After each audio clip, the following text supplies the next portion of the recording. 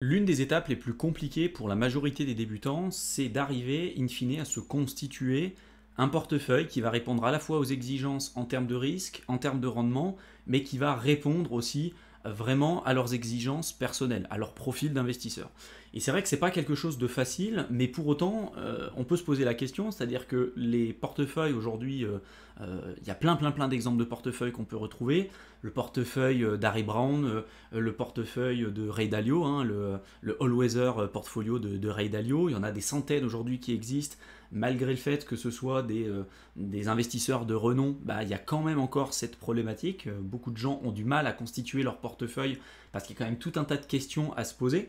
Donc en fait, moi dans cette vidéo, ce que je vais faire, c'est que je vais te montrer des outils que tu vas pouvoir utiliser pour comparer vraiment de manière pragmatique avec des vraies données, avec des vraies datas, les portefeuilles les uns avec les autres pour que tu puisses cerner les portefeuilles ou le portefeuille qui va te correspondre le plus et que tu puisses après les ajuster par rapport à tes objectifs personnels. Et je pense que c'est là vraiment la vraie compétence à avoir. Parce que copier en fait un portefeuille qui existe déjà, bah ça tout le monde peut le faire. Et puis il y a toujours des gros inconvénients à utiliser ce genre de stratégie, surtout si tu ne la maîtrises pas. Moi dans cette vidéo, je vais vraiment t'aider à prendre du recul, te présenter des outils de base et des métriques de base qu'il va falloir maîtriser, qui vont nous permettre a posteriori de comparer et analyser les différents portefeuilles les uns avec les autres et que tu pourras par la suite ajuster et modifier et adapter finalement ces portefeuilles par rapport à tes objectifs et par rapport à ta situation personnelle. Donc avant qu'on rentre tout de suite dans le vif du sujet et que je puisse te montrer et comparer différents portefeuilles, il y a plusieurs critères qu'on va être amené à analyser ensemble et à utiliser et qu'il va falloir déjà que je puisse te les présenter et que je puisse te donner leur définition pour qu'on puisse partir sur le même pied d'égalité. Donc déjà, le premier outil, ou en tout cas le premier indicateur qu'on va utiliser pour comparer les portefeuilles, c'est l'écart type. Alors l'écart type, c'est ce que je t'ai mis à l'écran, mesure la dispersion d'un ensemble de données par rapport à sa moyenne. Un titre volatile a un écart type élevé, tandis que l'écart type d'un titre stable, de premier ordre, est généralement assez faible. En revanche, l'écart type calcule l'incertitude comme un risque, même si elle est en faveur de l'investisseur, par exemple des rendements qui sont supérieurs à la moyenne. Donc en gros, ce qu'il faut que tu retiennes, c'est que l'écart type, ça correspond en gros à la volatilité finalement générale de ton portefeuille ou des titres qui seront détenus dans ton portefeuille. Plus tu vas avoir un écart type élevé, plus tu as, in fine, on va dire, une volatilité qui va être importante. Et à l'inverse, moins tu vas avoir un écart type qui va être important, moins ta volatilité sera élevée. Voilà, c'est juste ça qu'il faut que tu retiennes. Et ce que je t'ai mis juste à côté, c'est que la volatilité, souvent, on va le considérer comme étant un risque, en tout cas pour l'investisseur. Mais quand tu as une volatilité, comme par exemple celle du Bitcoin, qui est en effet bien plus importante que celle qu'on peut retrouver sur des classes d'actifs beaucoup plus implantées, comme les actions, les obligations, ou même l'immobilier, sur des classes d'actifs qui sont là depuis bien plus longtemps. Mais le Bitcoin, même si c'est volatile depuis le départ, ses performances ont juste été incroyables. Tu peux t'amuser à regarder le graphique depuis 2011, je crois, où il y a eu les premiers prix qui ont été référencés. Donc oui, il y a eu une volatilité importante, mais la volatilité a quand même été à la hausse. Donc quelquefois, cette volatilité, même si on peut la voir comme un risque, ça peut être en faveur de l'investisseur, surtout quand ça permet d'avoir des rendements, on va dire, supérieurs à la moyenne.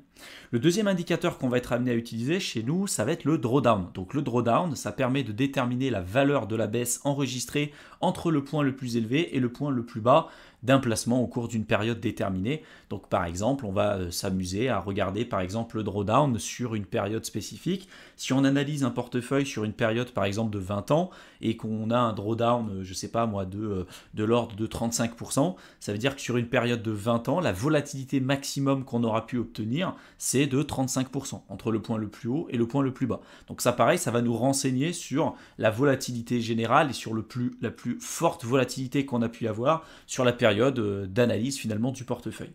Un autre indicateur qu'on va utiliser, c'est le bêta. Donc le bêta, ça va nous permettre de comparer les mouvements effectués par un actif par rapport à son marché de référence, ce qui va nous permettre de déterminer son niveau de risque par rapport à d'autres classes d'actifs de référence, ça j'en parlerai un petit peu plus tard. La mesure est effectuée en comparant la rentabilité de l'actif à celle du marché. On peut aussi réduire le marché à un indice boursier, ça peut être le CAC 40, le Dow Jones, etc., etc. Donc en gros, si tu veux, là on va regarder le bêta, c'est-à-dire que on va prendre un portefeuille et on va se dire, bah tiens, le marché de référence par exemple, c'est le S&P 500. ça peut être le CAC 40, ça peut être le Dow Jones, ça peut être le Nasdaq, peu importe. On va prendre un actif de référence, et donc cet actif de référence, si par exemple j'analyse le portefeuille et je me retrouve avec un bêta de 1,8 par exemple, ça veut dire que si j'ai une volatilité sur mon portefeuille, ou en tout cas sur l'actif de référence qui est de l'ordre de 10%, si moi sur mon portefeuille j'ai un bêta de 1,8, ça veut dire que si l'actif de référence varie de 10%, moi mon portefeuille va varier de 18%. Je vais avoir une volatilité supérieure à l'actif de référence qui va me servir de référence pour ces calculs-là. A l'inverse, si j'ai un bêta qui est inférieur à 1, et ben du coup ça veut dire que j'ai une volatilité plus faible que l'indice de référence. Tu vois ce que je veux dire? Donc c'est juste par rapport à ça. En fait, ça nous permet de comparer finalement les portefeuilles les uns avec les autres et pour avoir vraiment les métriques qu'on va être capable d'analyser, d'étudier et de pouvoir finalement les comparer. Parce que si on compare des torchons et des serviettes, encore une fois, c'est quand même relativement compliqué de faire son choix. Donc le bêta, c'est un point important et ça nous renseigne, encore une fois, sur le risque potentiel du portefeuille et sur la volatilité générale du portefeuille par rapport à son actif de référence. Ensuite, on va avoir le ratio de Sharpe qu'on va être amené à utiliser. Ça va nous permettre de mesurer la rentabilité d'un portefeuille en fonction du risque pris par l'investisseur. Il compare les différents actifs en fonction du couple rendement-risque. Je te casse la tête sur cette chaîne à chaque fois avec ce couple rendement-risque. À chaque fois, on va essayer d'avoir le plus de rendement possible, mais à chaque fois qu'on va augmenter le rendement ou qu'on va aller chercher plus de rendement, in fine, on va aussi mathématiquement augmenter notre risque. Donc l'idée, c'est toujours d'avoir une balance entre les deux. Et pour Sharpe, parce qu'à la base, Sharpe, c'était un économiste, donc pour Sharpe, la volatilité des performances passées est équivalente au risque finalement du placement. Plus on va chercher de volatilité, plus on va chercher du risque, plus on va in fine pouvoir espérer potentiellement obtenir des rendements importants. Donc il y a plusieurs points importants à retenir sur le ratio de Sharpe, c'est que si le ratio de Sharpe il est inférieur à 1, ça veut dire que la performance du portefeuille est inférieure à celle d'un placement finalement sans risque. Le résultat est donc négatif, l'espérance de gain étant inférieure au risque malgré la forte volatilité. Si le ratio de Sharpe il est compris entre 0 et 1, l'enjeu ne vaut pas la chandelle car le gain n'est pas suffisant pour compenser le risque pris par l'investisseur. Et enfin, si le ratio de Sharpe il est supérieur à 1, ça veut dire que le résultat est positif, la performance excède celle du placement du taux sans risque et génère davantage de rentabilité. Ça ne sert à rien pour l'investisseur d'aller rechercher plus de risques et en général le risque ça va se matérialiser et ça va se concrétiser par exemple par une volatilité supérieure. Mais en tout cas nous ça ne nous sert à rien en tant qu'investisseur d'investir dans un portefeuille qui va avoir une volatilité supérieure à la moyenne, donc in fine peut-être un risque supérieur à la moyenne, si nous ça ne nous permet pas de le compenser avec des rendements plus élevés. Tu vois ce que je veux dire? Donc ça c'est super important et en gros tout ça, ça va se matérialiser par le ratio de Sharpe.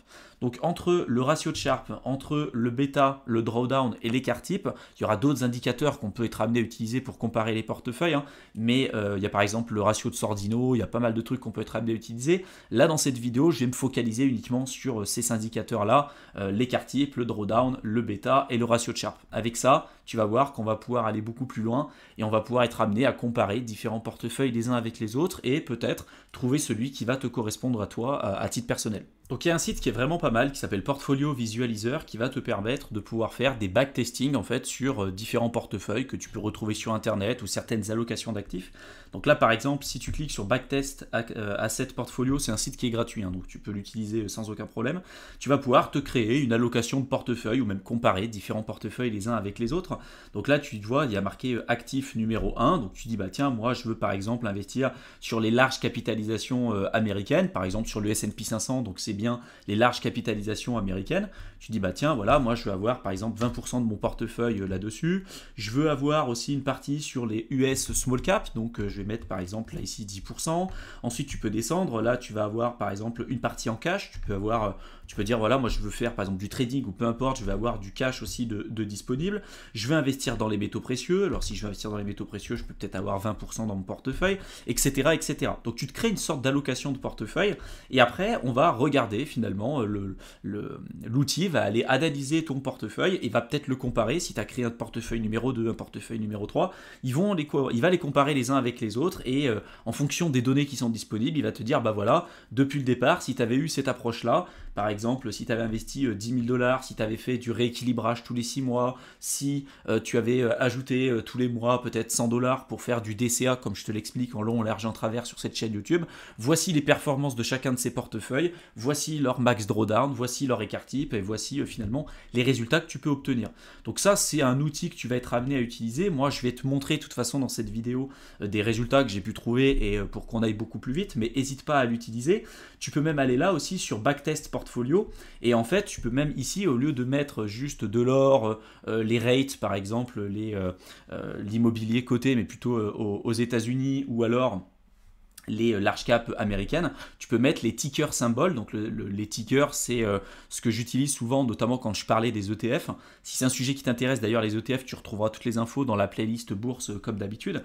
Mais par exemple, si tu te dis, voilà, moi j'ai déjà créé mon portefeuille d'ETF, tous les symboles, tous les tickers sont pas forcément reconnus sur ce site, il faut faire attention, mais tu en as certains qui sont reconnus. Et donc tu peux trouver toujours la plupart du temps des ETF qui, même s'il y en a un qui n'est pas reconnu, tu peux en trouver un qui se rapproche quand même. Et donc te créer ton portefeuille d'ETF ici avec l'allocation cible et le comparer avec d'autres types de portefeuilles et voir finalement comment ces différents ETF ont pu se comporter en fait depuis le départ en analysant les données. Donc voilà, c'est une partie un petit peu, c'est la partie émergée de l'iceberg. Il y a plein d'autres choses que tu peux faire avec ce site. J'en parle beaucoup plus en détail dans mon programme de formation investisseur stratège. Si jamais ça t'intéresse, tu retrouveras le lien dans la barre d'infos.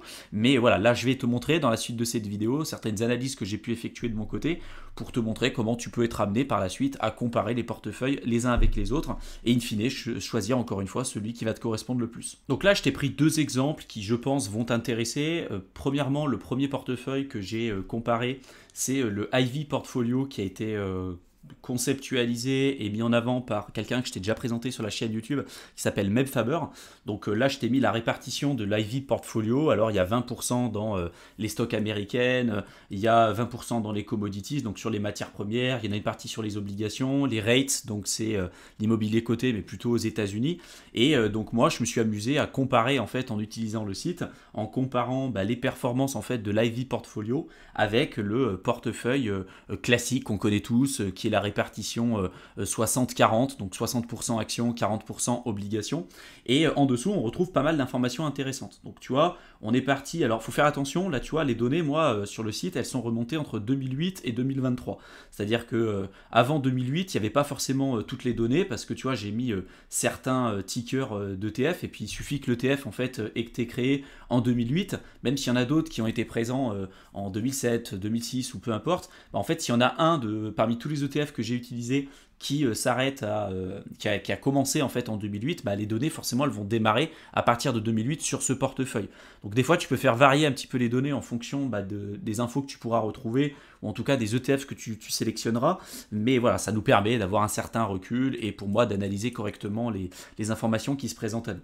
Donc là par exemple, j'ai comparé le Ivy Portfolio avec le portefeuille 60-40 classique, avec au départ du coup un investissement de 10 000 €, il n'y a pas de rebalancing, donc il n'y a pas de rééquilibrage de portefeuille et il n'y a pas un DCA qui est fait comme ça au fur et à mesure du temps.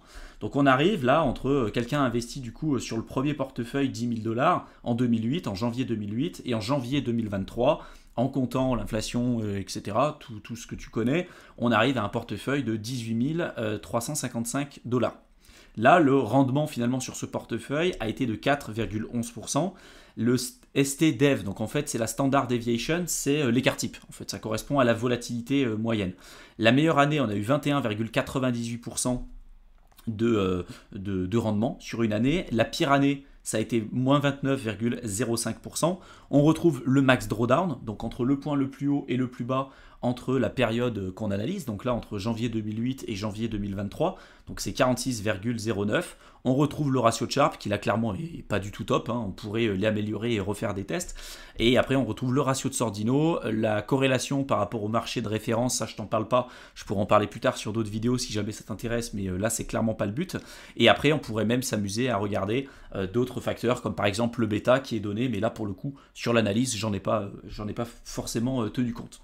Donc là ce qu'il faut que tu vois c'est que déjà premier bémol, attention, c'est la période d'analyse. C'est-à-dire que là oui, entre 2008 et 2023, ce qui a le mieux performé, c'est notamment les actions. Donc forcément, si on prend le deuxième portefeuille, il y a 60% d'actions, ce qui n'est absolument pas le cas ici. Bon, bah forcément, on a eu des meilleures performances, on est presque à 7% de rendement, on a une volatilité en plus de ça qui a été plus faible que celle sur le premier portefeuille. On a eu là la pire année, elle est moins pire que celle du premier portefeuille, et on a un max drawdown qui est plus faible, avec un ratio de Sharpe qui est plus élevé. Donc en fait là on se dit bah oui, je compare les deux portefeuilles, forcément le meilleur c'est le 60-40.